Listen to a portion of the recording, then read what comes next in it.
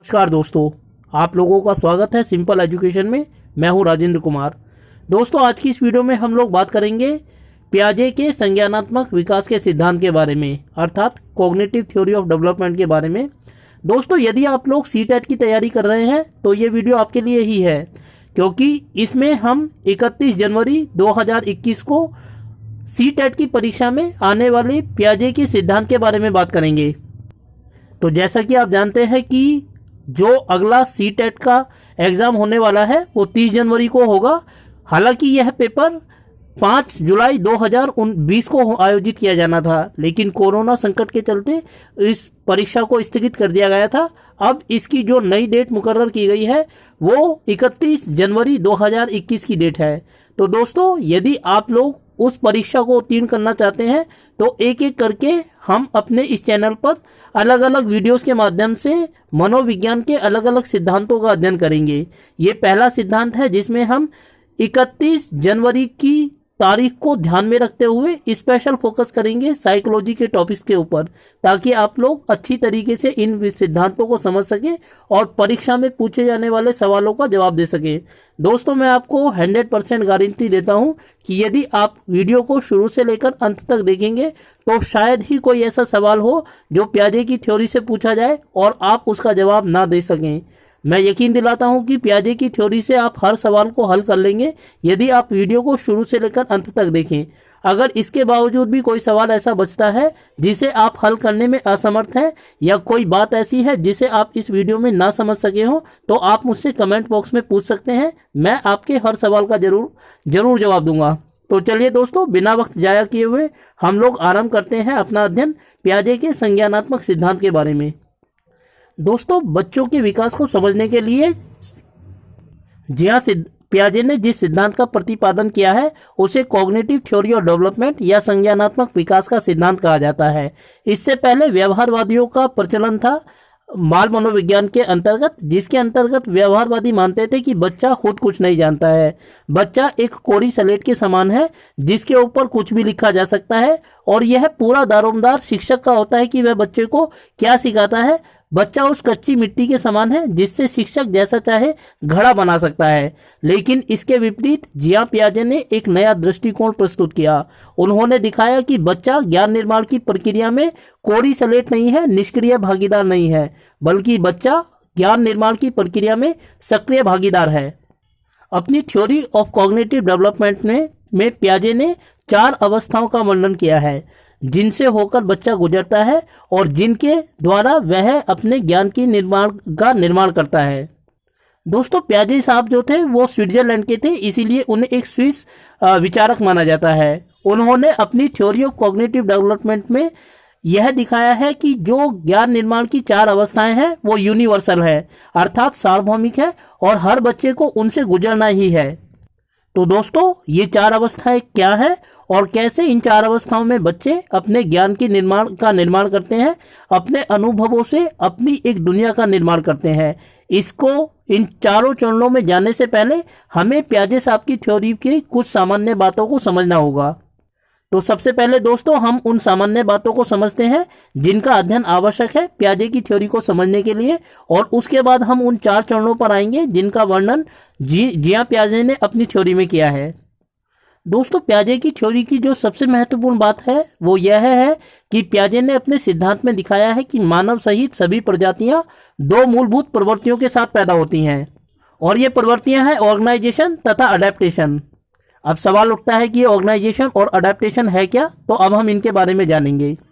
दोस्तों, जब बच्चा जन्म लेता है तो वो अपने अनुभवों से अपनी एक दुनिया का निर्माण करता है, और जैसे जैसे उसके अनुभव बढ़ते जाते हैं वैसे वैसे उसके दिमाग में कुछ स्ट्रक्चर्स या ब्लॉक बनते जाते हैं। इन्हीं स्ट्रक्चर्स या ब्लॉक को स्कीमा कहा जाता है। बच्चा अपने अनुभवों को इसी स्कीमा में ऑर्गेनाइज करता है और इसी प्रक्रिया को ऑर्गेनाइजेशन कहा जाता है। अर्थात अनुभवों से बच्चे के दिमाग में जो ब्लॉक्स बनते हैं उनको स्कीमा कहा जाता है, और इन्हीं स्कीमा में बच्चे अपने अनुभवों को समाहित करते हैं। तो अनुभवों को समाहित करने की इस प्रक्रिया को ऑर्गेनाइजेशन कहा जाता है। हिंदी में इसको दोस्तों व्यवस्थित करना कहा जाता है। और दूसरी बात जो पियाजे ने अपने सिद्धांत में समझाई है वह है अडेप्टेशन। दोस्तों, अडेप्टेशन का मतलब होता है अपने आप को वातावरण के अनुकूल समायोजित करना। इस अडेप्टेशन की प्रक्रिया में दो बातें शामिल होती हैं, एक तो एसिमिलेशन और दूसरा एकोमोडेशन। दोस्तों, ज़्यादा अच्छा ये होगा कि आप इन कॉन्सेप्ट्स को इंग्लिश में ही समझें, क्योंकि जो पेपर होता है सीटेट का वो प्रारंभिक रूप से इंग्लिश में बनाया जाता है और उसके बाद उसको हिंदी में ट्रांसलेट किया जाता है। तो यदि आप इन शब्दों को, इन अवधारणाओं को अंग्रेजी में समझकर हिंदी में ही इनको अपनाते हैं तो कोई ज़्यादा परेशानी वाली बात नहीं है। अतः आप इन शब्दों को इंग्लिश में ही याद रखें। तो दोस्तों, अब सवाल ये आता है कि ये एसिमिलेशन और एकोमोडेशन है क्या। देखिए, अभी हमने इस बात का अध्ययन किया था कि बच्चे अपने अनुभवों से अपने दिमाग में स्ट्रक्चर्स का निर्माण करते हैं जिनको स्कीमा कहा जाता है। जब कोई बच्चा अपने दिमाग में पहले से बने हुए स्कीमा के माध्यम से किसी बात को समझने का प्रयास करता है और इसे वह दिमाग में पहले से बने हुए स्कीमा के माध्यम से ही समझ जाता है तो इसे एसिमिलेशन कहा जाता है। दोस्तों, मैं आपको इसका एक उदाहरण देता हूँ। मान लीजिए कि एक छोटा सा बच्चा है 1 या 2 साल का, जिसने अब तक सिर्फ कुत्ते को देखा है और कुत्ते को भी उसने सफेद रंग के कुत्ते को देखा है। जब वह सफेद रंग के कुत्ते को देखता है, उसकी आवाज को सुनता है कि कुत्ता भौं भौं करता है, तो वो जान जाता है कि ये कुत्ता है। लेकिन पहली बार उसके सामने सफेद रंग के स्थान पर ब्राउन कलर का या ब्लैक कलर का कुत्ता आ जाता है। उसको देखकर वो थोड़ा सा विचलित जरूर होता है, उसके दिमाग में कुछ केमिकल लोचा हो जाता है और वो सोचता है कि ये क्या है। हालांकि ये तो कुत्ते जैसा दिख रहा है, क्योंकि सफेद रंग के कुत्ते को उसने अभी तक देख चुका है वो, और उसकी अवधारणा को वो स्पष्ट कर चुका है अपने दिमाग में। अब जब वो कुत्ते की आवाज को सुनता है भौं भौं की, तो वो जान लेता है कि ये तो कुत्ता ही है, इसका रंग भले ही अलग है, यह सफेद रंग का नहीं है, या तो भूरे रंग का है या काले रंग का है, लेकिन है ये कुत्ता ही। तो इस कुत्ते की अवधारणा को वो दिमाग में पहले से कुत्ते की अवधारणा जो बनी हुई है, स्कीमा जो बना हुआ है, उसी के माध्यम से समझ जाता है। इसी प्रक्रिया को हम एसिमिलेशन कहते हैं। अर्थात दोस्तों एसिमिलेशन एक ऐसी प्रक्रिया है जिसमें नए ज्ञान का निर्माण करने के लिए बच्चा पहले से अपने दिमाग में बने हुए स्कीमा का ही इस्तेमाल करता है और उसी से वह उस बात को समझ जाता है। जबकि एकोमोडेशन इससे थोड़ा सा अलग है। मान लीजिए कि वह बच्चा जिसने अब तक कुत्ते को देखा है, अब कुत्ते को वो पहचान लेता है कि काले रंग का भी होता है, सफेद रंग का भी होता है और भूरे रंग का भी होता है। लेकिन उसके सामने जब पहली बार बकरी आती है या बिल्ली आती है, तो उसको देखकर वो शुरू में सोचता है कि अरे कुत्ता। लेकिन जब वो उसकी आवाज को सुनता है, बकरी की आवाज को, मैं मैं को, या बिल्ली की म्याऊ म्याऊ की आवाज को जब वो सुनता है, तो उसके दिमाग में एक नया हलचल पैदा होती है, जिसके माध्यम से वो जानता है कि भाई ये तो कुत्ता नहीं है, ये कुछ और है। तो इसके माध्यम से उसके दिमाग में एक नई अवधारणा बनती है कुत्ते के अलावा, या तो ये अवधारणा बिल्ली की हो सकती है या बकरी की हो सकती है। तो इससे उसके दिमाग में जो नया स्कीमा बनता है बिल्ली का या बकरी का, तो इसे हम एकोमोडेशन कहते हैं। इस प्रकार हम दोस्तों ये कह सकते हैं कि जब एसिमिलेशन में नई अनुभूतियां जुड़ जाती हैं और इससे दिमाग में नए स्कीमा का निर्माण होता है, तो इसको एकोमोडेशन कहा जाता है। दोस्तों, मैं उम्मीद करता हूं कि मैं अपने आप को स्पष्ट कर पा रहा हूं और आप मेरी बातों को अच्छी तरीके से समझ पा रहे हैं। नोट्स के बारे में मैं आपको बताना चाहूंगा कि ये नोट्स जो मैं आपके सामने प्रस्तुत कर रहा हूं, इनको मैं इस वीडियो के डिस्क्रिप्शन में PDF फाइल बनाकर उनके लिंक को अपलोड कर दूंगा, ताकि आप उन्हें न केवल डाउनलोड कर सकें बल्कि पढ़ भी सके। और इसके बावजूद भी अगर आप किसी समस्या का सामना करते हैं तो आप मुझसे कमेंट बॉक्स में पूछ सकते हैं, मैं आपके हर सवाल का जवाब दूंगा। इसके अलावा दोस्तों, पियाजे ने अपने सिद्धांत में जो और एक सामान्य बात की वह इक्विलिब्रेशन था, जिसको हिंदी में संतुलन स्थापित करना कहा जाता है। सामान्य शब्दों में अगर हम कहें तो इक्विलिब्रेशन का मतलब होता है एसिमिलेशन और एकोमोडेशन के बीच संतुलन स्थापित करना। अर्थात जब हम किसी बात को, नई बात को एसिमिलेट कर लेते हैं तो इसको इक्विलिब्रेशन कहा जाता है। कई बार ऐसा होता है जैसा कि इस बच्चे के साथ हुआ, जिसने कुत्ते को तो पहले से देखा हुआ था लेकिन बिल्ली को या बकरी को पहली बार वो देख रहा था, तो इससे उसमें एक असंतुलन स्थापित हो जाता है। लेकिन जब उसके दिमाग में एक नया स्कीमा बन जाता है बिल्ली का या बकरी का, तो इससे उसकी दिमाग में संतुलन स्थापित हो जाता है। संतुलन स्थापित करने की इसी प्रक्रिया को इक्विलिब्रियम या इक्विलिब्रेशन कहा जाता है। लेकिन दोस्तों, पियाजे साहब का अपनी थ्योरी में यह मानना है कि नया ज्ञान प्राप्त करने के लिए इक्विलिब्रेशन की इतनी आवश्यकता नहीं है जितनी डिसइक्विलिब्रेशन या असंतुलन की है, क्योंकि जब तक हमारे दिमाग में असंतुलन स्थापित नहीं होगा तब तक हम नए ज्ञान को प्राप्त करने के लिए नए स्कीमा का निर्माण अपने दिमाग में नहीं करते। इसीलिए क्या महत्वपूर्ण है, इक्विलिब्रेशन तो इंपॉर्टेंट है लेकिन वो परिणाम है, इक्विलिब्रेशन से भी ज्यादा इंपॉर्टेंट है डिसइक्विलिब्रेशन, ताकि हमारे दिमाग में नए ज्ञान का समायोजन हो सके, नए स्कीमा बन सके। चलिए अब हम बढ़ते हैं उन स्टेजेस की ओर जिनका विवरण पियाजे साहब ने अपनी थ्योरी में दिया है। दोस्तों, पियाजे ने अपने सिद्धांत में बाल विकास की 4 अवस्थाओं का वर्णन किया है और ये आयु से जुड़ी हुई हैं। इनमें पहली स्टेज जो है वह सेंसरी मोटर स्टेज है, जो 0 से लेकर 2 वर्ष तक जारी रहती है। दूसरी अवस्था प्री कॉन्सेप्शनल की है। दूसरी अवस्था जो है वो प्री ऑपरेशनल है, जो 2 वर्ष से लेकर 7 वर्ष की आयु तक गतिमान रहती है। और तीसरी जो अवस्था है दोस्तों वो कंक्रीट ऑपरेशनल है, जो 7 वर्ष से लेकर 11 वर्ष तक गतिमान रहती है। और चौथी अवस्था फॉर्मल ऑपरेशनल स्टेज है, जो 11 वर्ष से लेकर एडल्टहुड तक जारी रहती है। दोस्तों, अब हम देखते हैं कि आखिर इन 4 अवस्थाओं की मुख्य विशेषताएं क्या हैं, जिनका वर्णन पियाजे साहब ने अपने सिद्धांत में किया है। और इन्हीं सिद्धांतों में से जो विशेषताएं हैं उनके ऊपर परीक्षाओं में सवाल पूछे जाते हैं। ये सवाल किस रूप में पूछे जाते हैं इनका भी अध्ययन हम इस वीडियो में करेंगे, लेकिन पहले हम कॉन्सेप्ट को समझेंगे। तो जैसा कि हमने देखा कि पियाजे साहब ने अपने पहली स्टेज को जो नाम दिया है वो सेंसरी मोटर स्टेज दिया है, जो 0 से लेकर 2 वर्ष तक गतिमान रहती है। इसका कारण यह है कि इस दौरान बच्चा जो भी ज्ञान अर्जित करता है वह ज्ञानेंद्रियों के माध्यम से करता है। ज्ञानेंद्रियों को हम सेंसेस कहते हैं, इसीलिए इस अवस्था को सेंसरी मोटर स्टेज कहा गया है। और इसमें वह बताते हैं कि बच्चा अपनी ज्ञानेंद्रियों के माध्यम से सीखता है। वो देखता है, सुनता है, छूने का प्रयास करता है और वस्तुओं की ओर जाने का प्रयास करता है, वस्तुओं को पकड़ने की कोशिश करता है। दोस्तों, पियाजे साहब का यह मानना था कि इस सेंसरी मोटर स्टेज में 2 महत्वपूर्ण विकास होते हैं बच्चे के दिमाग में। पहला, बच्चा जो होता है उसकी गतिविधियां गोल ओरिएंटेड हो जाती हैं। गोल ओरिएंटेड गतिविधियां होने का मतलब यह होता है कि बच्चे अपने लक्ष्य को पहचानने लगता है और उसी के ऊपर उसका ध्यान आकर्षित होता है। दोस्तों, उदाहरण के लिए मान लीजिए कि हम 0 से लेकर 2 वर्ष की आयु के बच्चे को एक ऐसे कमरे में रख देते हैं जहां बहुत सारे खिलौने पड़े हुए हैं और उसका ध्यान उसमें से जिस खिलौने के ऊपर जाता है वो उसी को उठाएगा, बाकी खिलौनों से उसका कोई लेना देना नहीं है। लक्ष्य की इसी अवस्था को गोल ओरिएंटेड एक्टिविटीज कहा जाता है और यह सेंसरी मोटर स्टेज की एक महत्वपूर्ण विशेषता मानी जाती है। दूसरा जो विकास इस सेंसरी मोटर स्टेज में होता है वो होता है वस्तु स्थायित्व, अर्थात बच्चे को इस बात का ज्ञान हो जाता है कि भले ही कोई वस्तु उसको दिखाई नहीं दे रही है लेकिन फिर भी वस्तु तो है, हालांकि उसको दिखाई नहीं दे रही है। उदाहरण के लिए हम बच्चों को कहते हैं कि चिड़िया ले गई, छू। हम सोचते हैं कि बच्चा भूल गया और बच्चे को लगता है कि अब चिड़िया ले गई, वो वस्तु नहीं आएगी। लेकिन पियाजे साहब ने यह बताया है अपने सिद्धांत में कि 0 से लेकर 2 वर्ष की आयु के बच्चे को इस बात का पता होता है कि कोई चिड़िया नहीं लग गई, कहीं छू नहीं हुई वस्तु।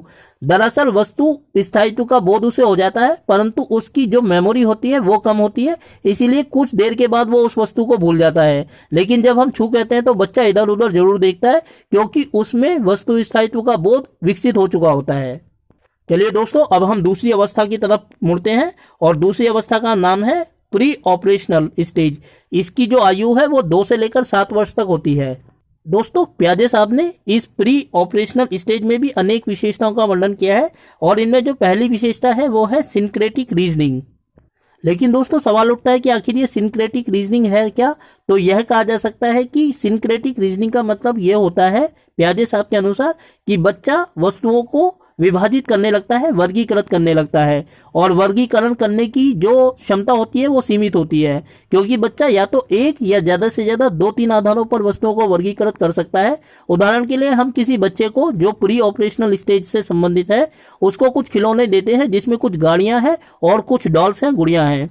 उनमें से वो ज्यादा से ज्यादा क्या कर सकता है कि सारी गुड़ियाओं को एक साथ रख देगा, सारी कारों को एक साथ रख देगा, या एक रंग की गुड़िया और कार को इकट्ठा रख देगा, दूसरे रंग की गुड़िया और कार को अलग रख देगा। इस तरह के वर्गीकरण की जो समझ है उसको पियाजे साहब ने सिंक्रेटिक रीजनिंग के रूप में परिभाषित किया है।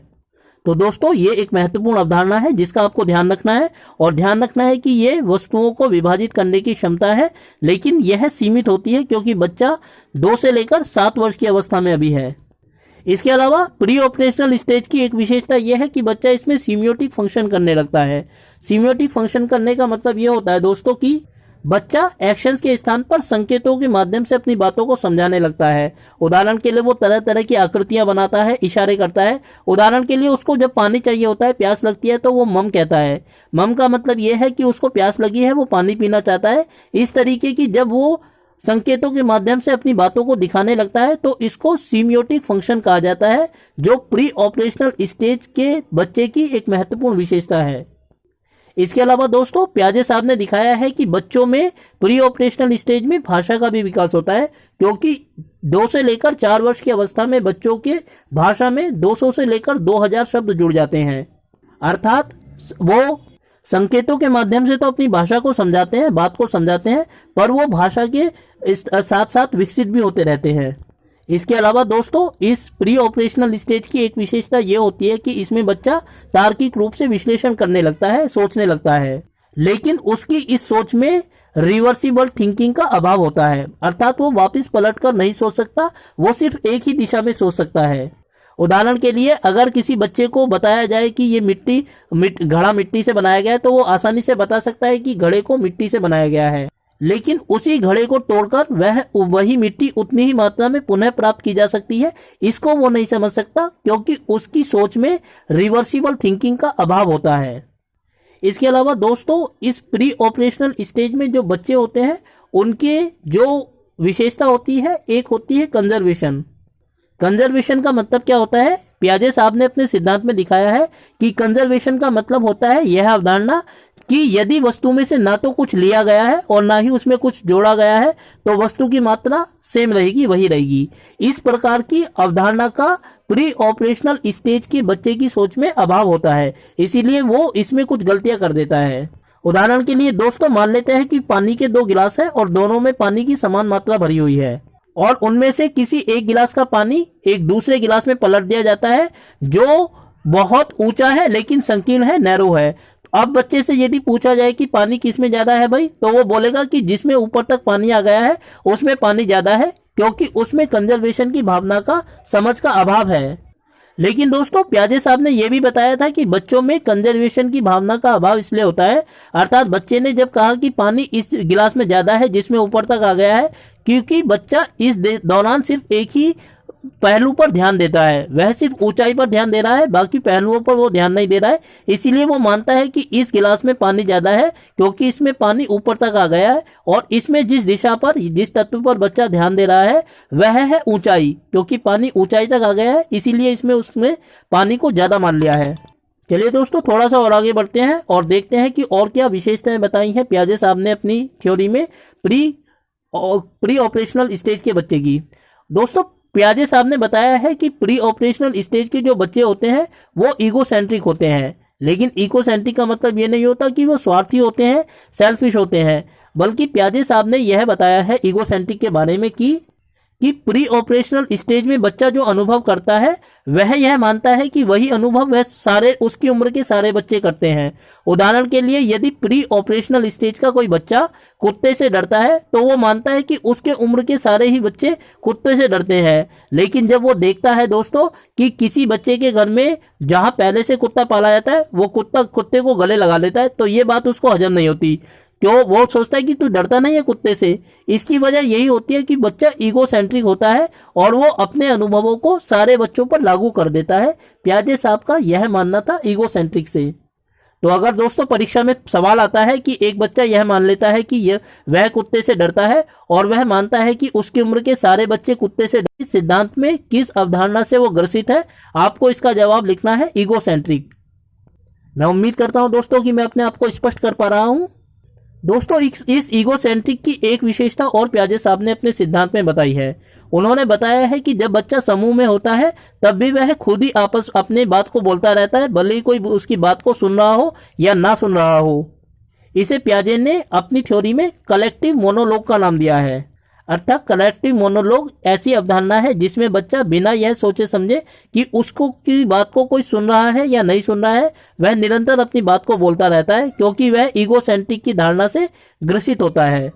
इसके अलावा जो दूसरी बात उन्होंने कही है अपनी थ्योरी में प्री ऑपरेशनल चाइल्ड के बारे में, वह है ट्रांसडक्टिव रीजनिंग, जिसमें बच्चा देखते ही अवधारणा के बारे में निष्कर्ष निकाल लेता है और ये अवधारणा अक्सर, ये सोच उसको अक्सर गलत निष्कर्ष पर पहुंचा देती है, पर ले जाती है। इसी बात को पियाजे साहब ने अपनी थ्योरी में ट्रांसडक्टिव थिंकिंग कहा है।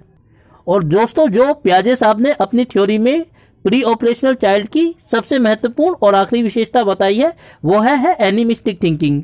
एनिमिस्टिक थिंकिंग एक ऐसी अवधारणा होती है या समझ होती है जिसमें बच्चा निर्जीव वस्तुओं को भी सजीव मानने लगता है।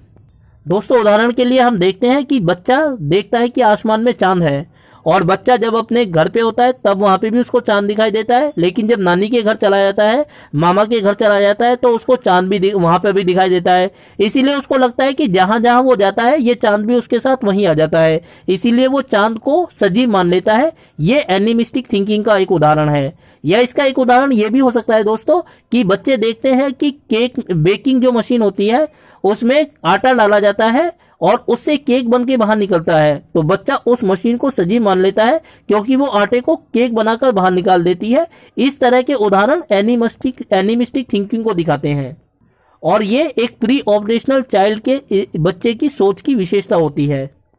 चलिए अब तीसरी अवस्था की तरफ प्रवेश करते हैं दोस्तों। तीसरी अवस्था को जो पियाजे ने नाम दिया है वो कंक्रीट ऑपरेशनल स्टेज का दिया है और इसकी जो आयु होती है वो 7 वर्ष से लेकर 11 वर्ष तक होती है। इस दौरान बच्चे की समझ में और भी ज्यादा विकास होता है और नई अवधारणाओं को वो ग्रहण करने लगता है।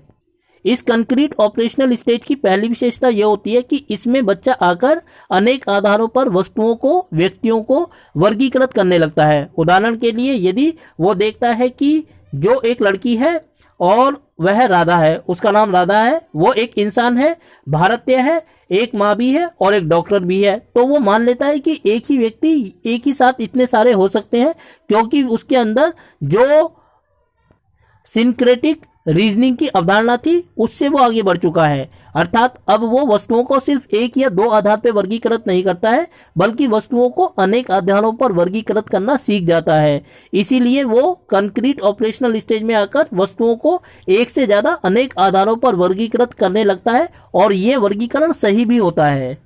इसके अलावा दोस्तों, इस कंक्रीट ऑपरेशनल स्टेज में आकर बच्चा इस बात को भी समझने लगता है कि यदि वस्तु में से ना तो कुछ लिया गया है और ना ही उसमें कुछ जोड़ा गया है तो वस्तु की मात्रा सेम रहेगी। उदाहरण के लिए अगर पानी ऊपर तक आ जाता है गिलास में तो इसकी वजह यह है कि उस पानी का आकार अलग है, उसकी चौड़ाई कम है लेकिन ऊंचाई ज्यादा है। इस बात को बच्चा समझने लगता है। इस समझ को कंपनसेशन कहा जाता है।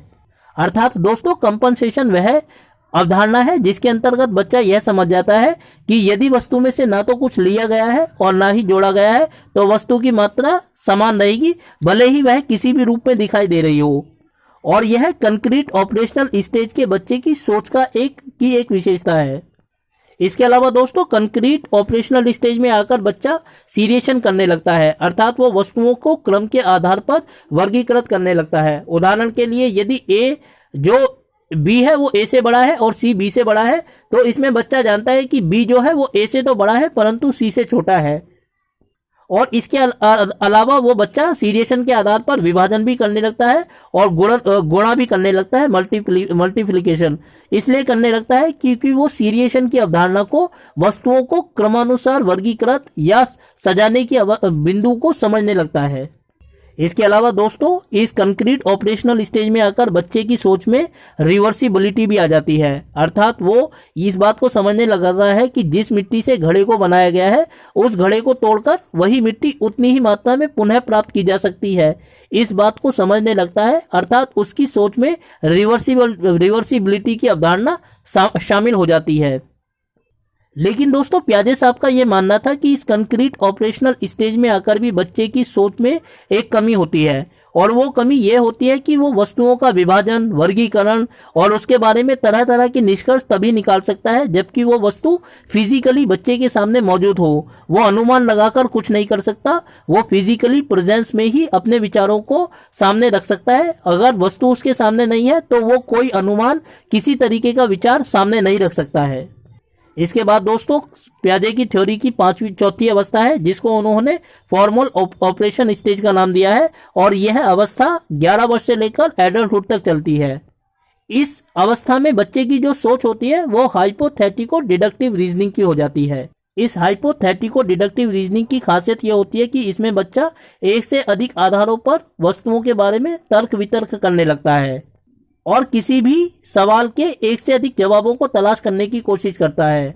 और यह भी जरूरी नहीं है कि वह वस्तु बच्चे के सामने मौजूद होनी चाहिए फिजिकली, बल्कि वो अनुमान लगाकर भी इसके बारे में अपने विचार व्यक्त कर सकता है। उदाहरण के लिए हम 10वीं क्लास के बच्चों को 8वीं 9वीं क्लास के बच्चों को यह देख करते हुए देखते हैं। गणित में सवाल होता है कि माना एक्स का मतलब यह है कि कोई भी वस्तु फिजिकली मौजूद नहीं है, लेकिन फिर भी बच्चा इस सवाल के जवाब को हल करने का प्रयास कर रहा है क्योंकि उसकी सोच हाइपोथेटिक डिडक्टिव बन चुकी है और यह बच्चा फॉर्मल स्टेज अवस्था में आ चुका है।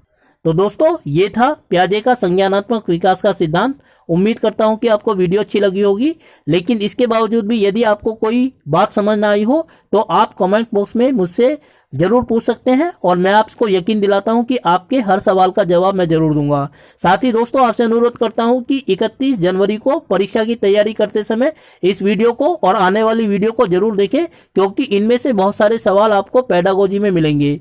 साथ ही दोस्तों, आपसे अनुरोध करता हूं कि वीडियो अच्छी लगी तो वीडियो को लाइक और चैनल को सब्सक्राइब जरूर कर दें। और साथ ही यदि मैं आपसे जानना चाहूँ कि आप कौन सी वीडियो आगे देखना चाहते हैं, नेक्स्ट वीडियो आप किस टॉपिक पर देखना चाहते हैं, तो वो भी मुझे सजेस्ट करें ताकि मैं उस विषय पर अगली वीडियो बनाकर आप लोगों के सामने प्रस्तुत कर सकूं। तो तब तक के लिए आप लोगों से विदा लेना चाहूंगा दोस्तों। वीडियो को देखने के लिए आपका बहुत बहुत धन्यवाद।